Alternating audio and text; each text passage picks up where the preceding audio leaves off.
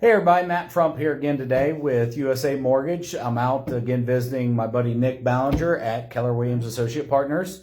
We've ran across a couple things recently that we thought was pretty prudent to maybe get out there for folks to be aware of, and things going on with the market. So Nick, recently seems like we've seen a lot of people looking to buy condos. Is there certain tips you would have for that buyer that's looking to buy in that type of property?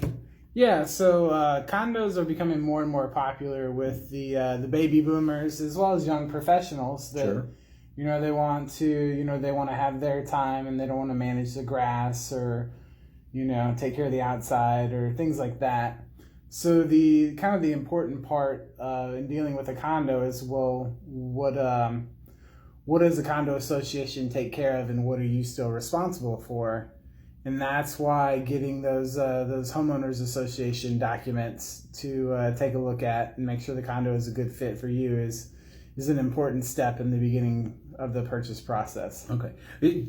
Kind of tell us some of the things outlined in that document, as far as things that are important to somebody buying a property. Yeah, so they're going to tell you, if the roof's bad, who's responsible for the roof. They're going to go over, who's responsible for this and what, and a lot of times they're going to have certain stipulations on, if you wanted to paint something, they could tell you what paint color would match with their scheme, or if it needs painting, it might say that the homeowners association is responsible for that. Okay.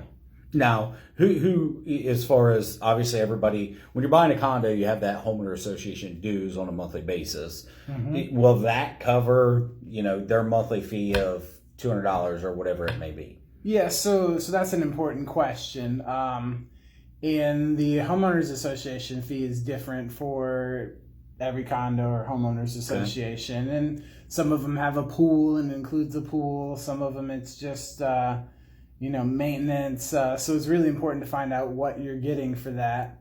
The specifics.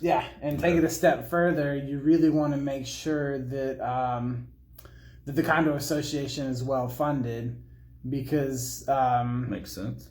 We just had a condo we were trying to write on, and the condo fees went from $287, and the next time we showed it, they were up at $344. Okay, and that was purely because they just weren't liquid enough. The association just didn't have the amount of money they need to take care of all the repairs. Yeah, so in this one, they were repairing all the roofs in the condo association, and that's why you need to go a step further. When you're buying a condo, Gotcha. You need to get the homeowners association documents, bylaws, and all that. You also need to find out their how well funded the condo association is. Do they have money in reserves? Because if they don't have money in reserves, then you go to buy it. At some point, like if they're going to do a major project, then that money's got to come from somewhere. And let me guess, that comes from the buyer, the owner. Yeah. Once you buy it, yeah. So once you buy it, if those fees can go up, and obviously you can never say 100%, but if you look at those financials and you get an idea, what kind of money do they have in the bank, how well funded they are, that's going to give you at least some indication of what to expect in the future then, right? Yeah, and there's a third step that you want to take, and your real estate professional that you've enlisted to help you. You want them to request the last meeting minutes for the condo association. If they've got a lot of potholes in the condo, and you're after winter and those need to be repaired, if they're talking about repairing those in the condo association meeting minutes, and then you look and they're not well funded, they don't have any money saved up, then chances are you're going to be paying for some of that. That's a great point, because now all of a sudden that gives you an idea that, hey, you know what, they don't have the money. Where's it come from? Well, their source of revenue is fees. So ultimately that would have to come to you. So great.